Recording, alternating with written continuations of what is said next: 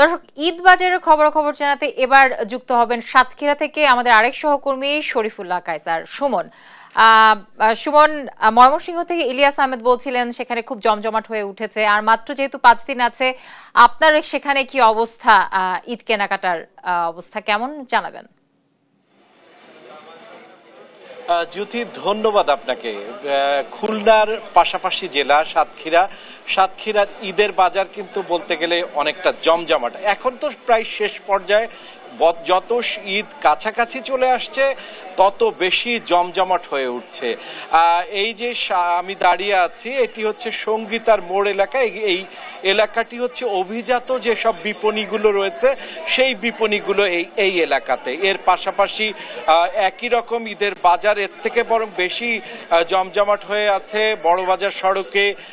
এছাড়া শহরের বিভিন্ন বিপণী বিতানগুলো, মার্কেটগুলো রয়েছে, সেগুলোতেও কিন্তু জমজমাট ঈদ বাজার চলছে। আমরা এখানে ক্রেতা বিক্রেতা সবার সাথে কথা বলেছি, সবার মধ্যে এক ধরনের সন্তুষ্টি বিরাজ করছে।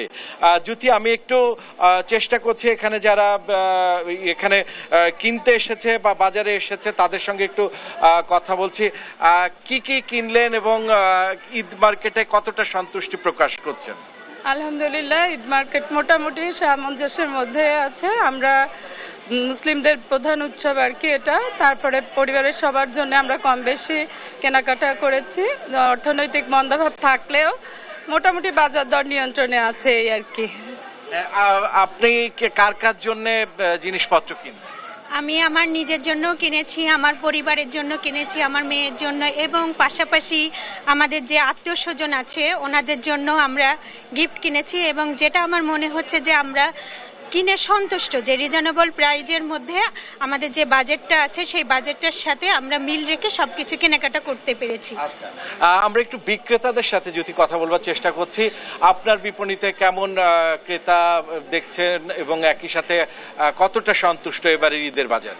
আলহামদুলিল্লাহ, প্রতিবারের মতো 12 এবারও হচ্ছে সবার জন্যই কাজ করছি আমরা, একদম ছোট থেকে বড় প্রত্যেকের জন্য 12 সবসময় চেষ্টা করে কাজ করার জন্য।